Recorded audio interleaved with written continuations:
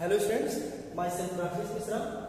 Now I am going to talk about acquired immunity, that is the part second of overall immune system of our body, that is overall immunity of our body, and it is all about the matter of class 12. In previous video lecture I have described you the two types of immunity is common in our body.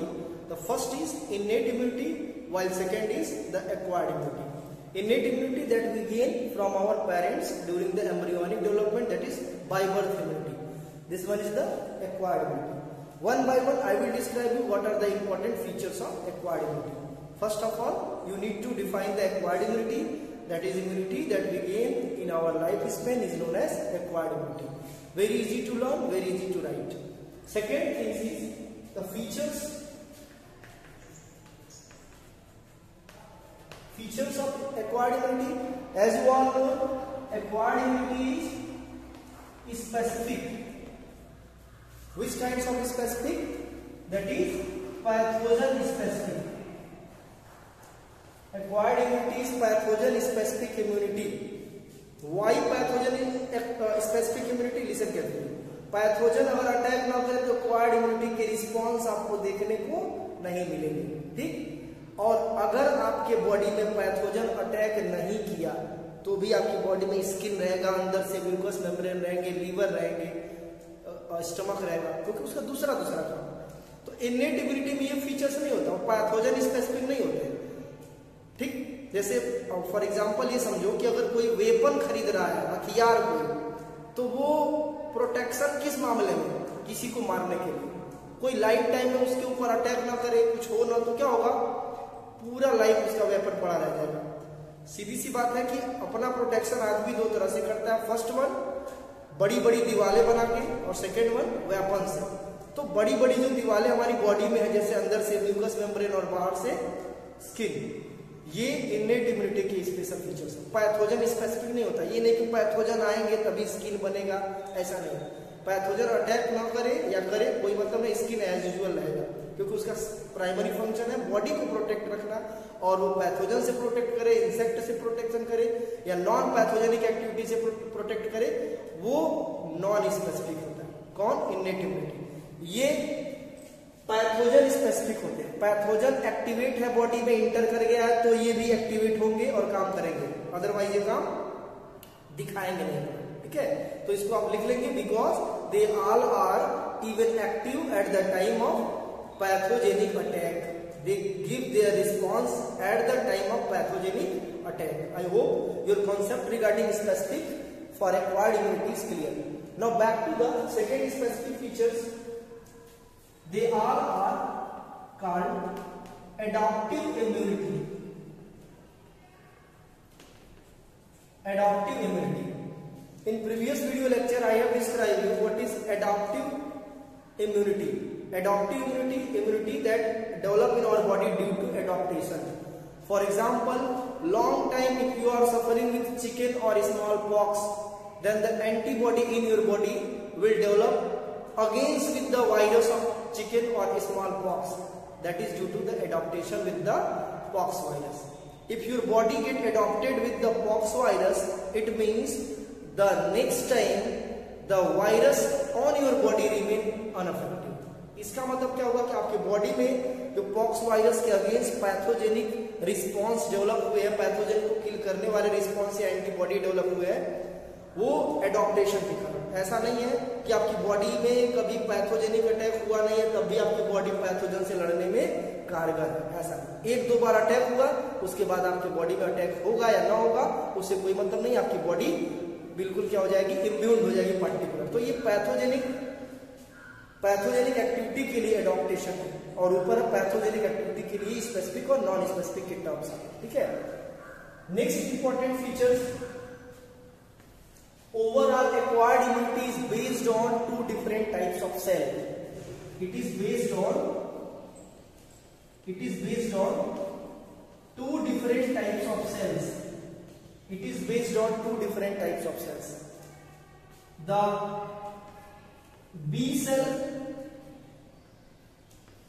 and T cell. Overall acquired immunity is based on two different types of cells. the B cells and T cells. Acquired immunity is based on two different types of cells, B cells and T cells. B cells is also known as B lymphocyte cells. It is also known as B lymphocytes cell. And T cells is also known as T lymphocyte cells. ठीक है, these two are key ingredients and common in overall acquired immunity. ये दोनों immunity ही पूरे जो है acquired immunity के base है, ठीक है, एक तरह का foundation.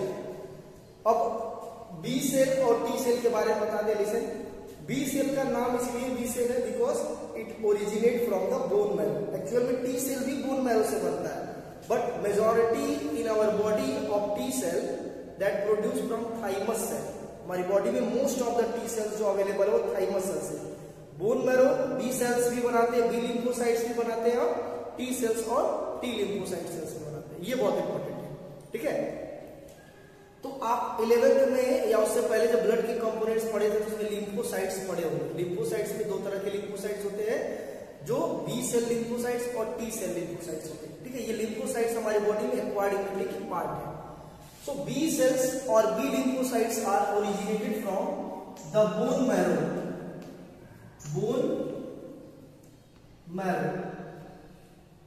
bone marrow, and T cell it originated from both bone marrow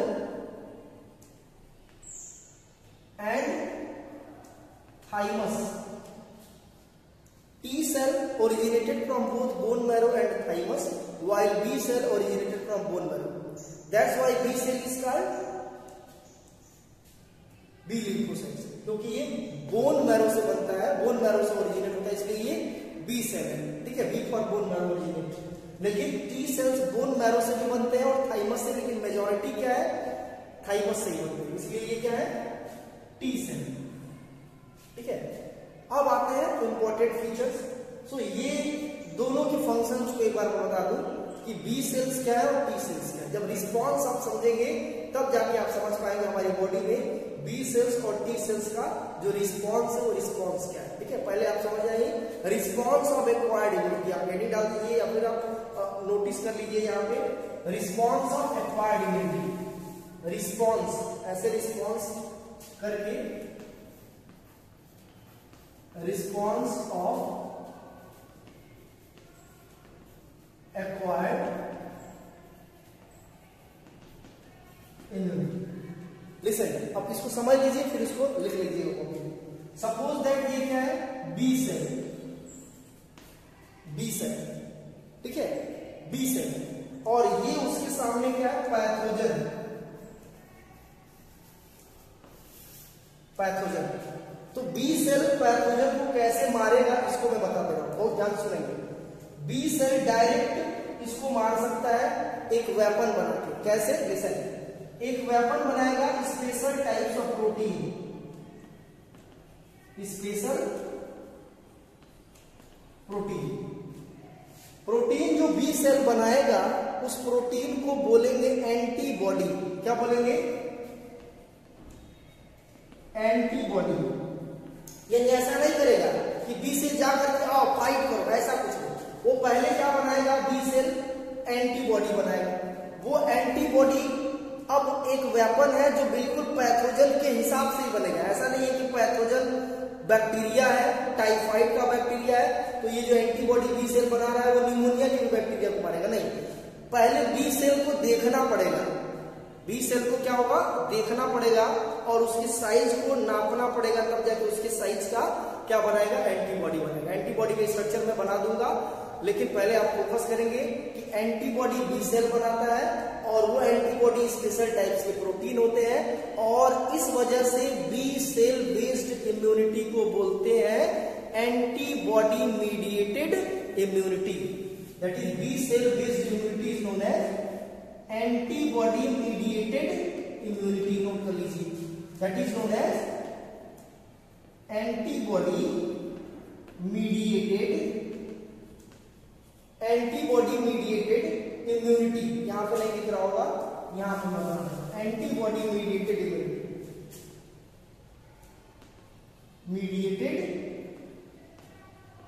immunity, antibody mediated immunity. अब कोई आपके पास क्वेश्चन बन जाए बहुत अच्छे से बोर्ड के लिए कि why B cell based immunity is known as antibody mediated immunity, because B cell produce antibody that is special types of protein, so that B cell based immunity is known as antibody mediated immunity. I hope आपका concept clear हो गया, ठीक है। तो ये antibody special होते हैं, इस वजह से एक्वायर्ड इम्यूनिटी स्पेसिफिक होता है। ये एंटीबॉडी बी सेल से निकल के किस में जाते हैं, ब्लड में, ठीक है, बॉडी फ्लूइड में, WBC, RBC, लिम्फोसाइट्स, ठीक है, लिम्फ में या ब्लड में जाते हैं। तो ये अब कहां अवेलेबल है, ये पूरा इलाका जो है, पूरा लिक्विड फ्लूइड क्या है, या तो लिम्फ है या फिर क्या है, ब्लड है। कुल मिलाकर के ये हमारे बॉडी का बॉडी फ्लूइड है। हमारे बॉडी में जो बॉडी फ्लूइड है उसको बोलते हैं ह्यूमर, HUMOR, ह्यूमर। क्लियर है।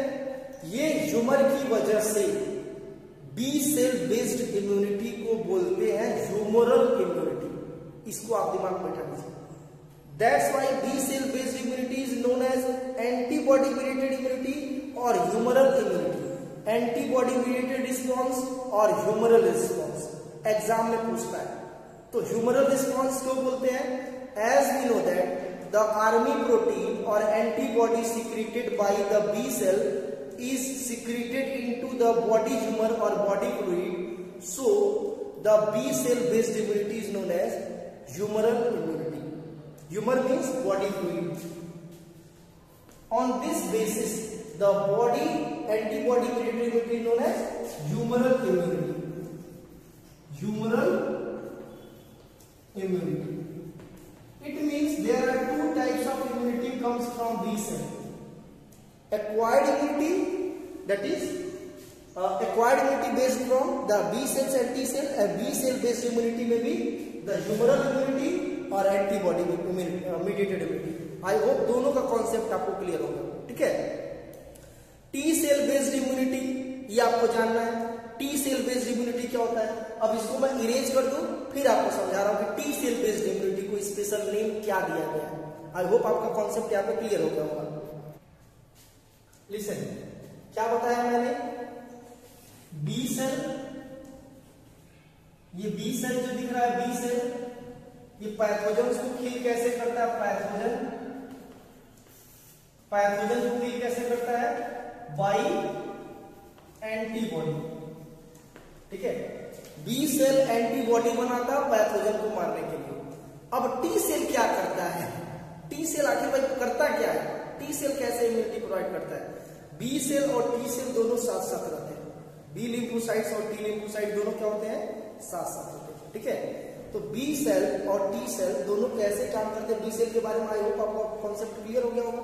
अब टी सेल के बारे में, इसी के बगल में क्या है, टी सेल।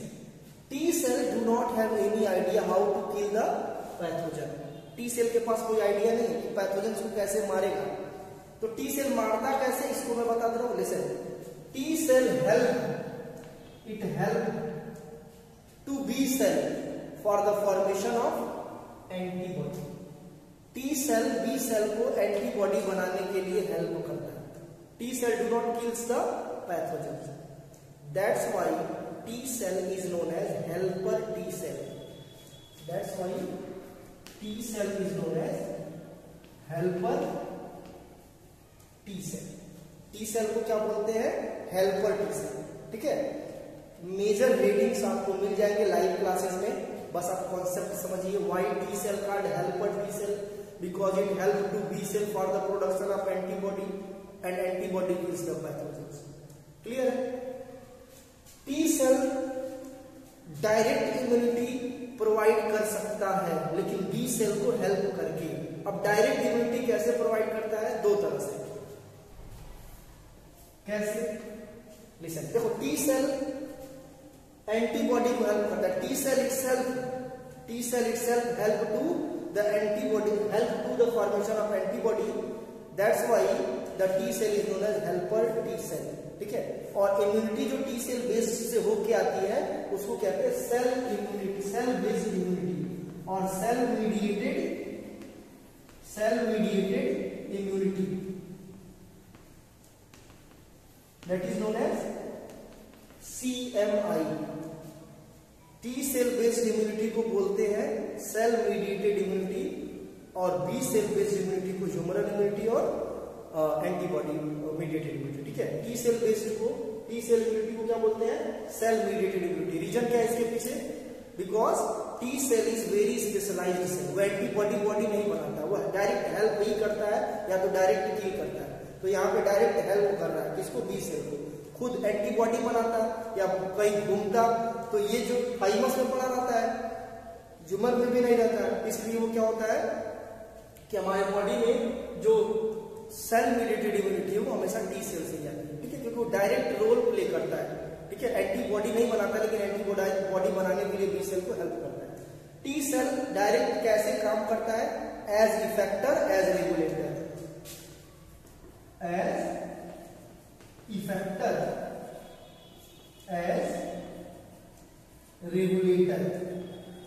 इफेक्टर में कुछ कैंसरस सेल्स और कुछ पैथोजेंस को रोकता है काम करने से। रुको अभी मैं उससे एंटीबॉडी बनवा रहा हूं फिर तुमको बता रहा हूं।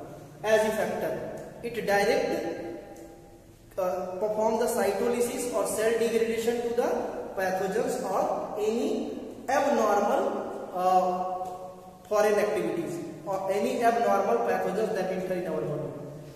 And as a regulator it stop the activity of normal and abnormal cell in our body, ठीक है। इस बेस पे ये दो तरह से होता है। कौन? Self and non self type, self and non self type, दो तरह के होते हैं। सेल्फ टाइप क्या होता है और नॉन सेल्फ टाइप क्या होता है? जब टी सेल खुद के अपने आसपास के किसी नेबरिंग सेल्स की एक्टिविटी को रोकता है, एबनॉर्मल एक्टिविटी को रोकता है, तो उसको बोलते हैं self. That is stop the activity of neighbouring cell. अगर वो किसी फॉरेन बाहर से किसी आए हुए सेल्स को की एक्टिविटी को रोकता है तो उसको क्या बोलते हैं? नॉन सेल्फ टाइप, ठीक है। Stop the activity of foreign cells. अब ये इस बेस पे, नॉन सेल्फ टाइप के बेस पे हमारे बॉडी में ऑर्गन ट्रांसप्लांटेशन जनरली हो नहीं पाता, बिकॉज वो बाहर का किसी पैथोजेंस का सेल है। पैथोजेंस का नॉन सेल हो तो किसी पर्टिकुलर पर्सन का सेल है, सॉरी पैथोजेंस का नहीं, किसी पर्सन का सेल है, तो अपना तो है नहीं, तो ये फॉरेन सेल्स को क्या करता है? रिजेक्ट करता है। टी सेल फॉरेन सेल को रिजेक्ट करता है, that is known as graft rejector, graft rejection.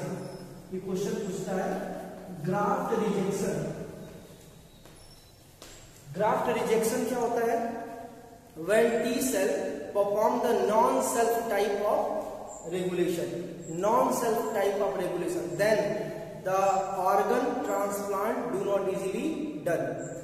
Organ transplantation generally पहले तो ब्लड ग्रुप मैच करना चाहिए, दूसरा इम्यूनिटी सिस्टम, इम्यून सिस्टम दोनों का एक तरह से रिस्पांस दोनों तरह का पॉजिटिव आना चाहिए। लेकिन किसी फॉरेन ऑर्गन को अगर हमारे बॉडी में ट्रांसप्लांट किया जाता है तो टी सेल उसको रोकता है, ठीक है, उसको रिजेक्ट करता रहता है, जल्दी अलाउ नहीं करता। उससे पहले क्या एक केमिकल्स बॉडी में अप्लाई किया जाता है जिसको बोलते हैं इम्यूनोसप्रेसिव एजेंट्स, ठीक है, इम्यूनो सप्रेसिव एजेंट्स। बहुत सारे इम्यूनो सप्रेसिव एजेंट्स हैं जिसको इम्यूनो सप्रेसेंट भी बोलते हैं। तो वो केमिकल को इंजेक्शन देकर के टी सेल को शांत किया जाता है कुछ समय तक, उसके बाद तब जाके ऑर्गन ट्रांसप्लांटेशन हो पाता है। आई होप आपका कॉन्सेप्ट यहाँ पे क्लियर हो गया। Thank you.